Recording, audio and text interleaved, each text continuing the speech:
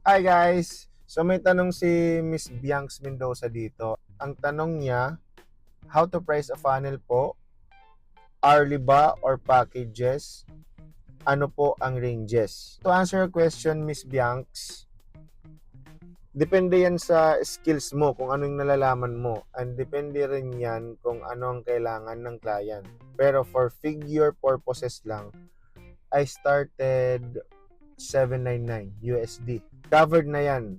Yung rate ko, tapos bayad ng kuryente, bayad ng laptop, bayad ng kung ano yung nagagamit mo. Kumbaga, kampante ako sa 799. Pero basic ano lang yan, basic funnel design lang yan, which includes squeeze page, opt-in page, thank you page, and sales page. Walang email automation, walang tagging, walang campaign, walang newsletter, walang domain setup, walang payment setup. Basta yung basic lang, basic design lang siya.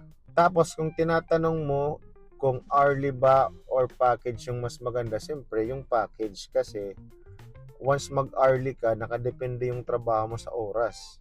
Whereas kung package naman, depende kung gaano ka kabilis magtrabaho, matatapos mo siya ng 3 to 4 hours. Covered na yung mga kailangan ng customer. Kaya nga, pinaka-importante na meron kang maraming alam when it comes to funnel designs. Hindi lang funnel designs ang dapat mong matutunan. Dapat, at the back of the funnel designs, meron ka ring, you have the knowledge in payment setup, domain setup, email tagging, email newsletter, email campaign, email automation. Yan, lahat. You have to learn that, all those things, kasi yan yung mga basic na tinatanong ng customer maliban sa funnel design. Kuha mo? Yung range, marami eh. Kasi meron akong kaibigan, he is ranging from 2,500 to 8,000. Isang funnel design lang. Pero ano na yan? Complex design na yan. Ibig sabihin, full package na yan. Nandyan na yung lahat ng na-mention ko earlier. Automation, yung email tagging, campaign, newsletter, tapos domain setup, payment setup, lahat na, kumbaga full package na yan. All they have to do, once they give it to the customer, wala nang gagawin yung customer kundi move forward and put it on live online. Kaya nga maganda yung funnels eh, kasi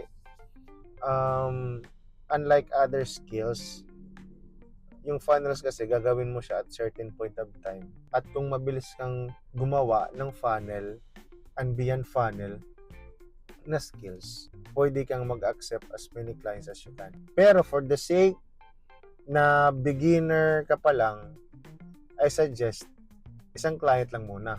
One client at a time. Kasi trust me guys, nakakalito tapos marami kang gagawin. Dapat focus ka lang muna sa isang kliyente. Kasi bottom line dyan guys, customer satisfaction yung hinahabol natin.